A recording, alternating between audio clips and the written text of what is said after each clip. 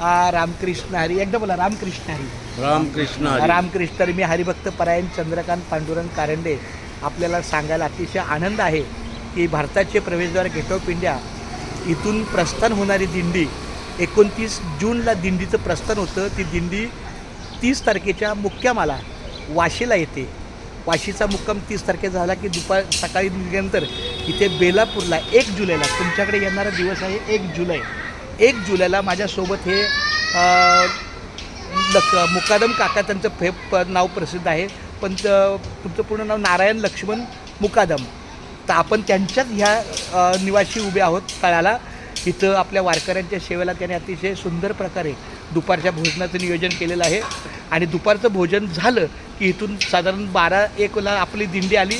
तासा दीड तासात इथं विसावा करून 2 घास खाईल.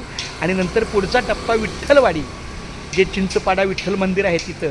तर अतिशय सुंदर परिसर आहे आणि अंतराचं आहे. आणि यांच्या मार्गदर्शनाप्रमाणे आपण वाशीच्या जागृतेश्वर मंदिरापासून उरण फाटा आहे तिथलं जर आपण मार्ग घेतला तर अतिशय सोपा आणि सुंदर आहे.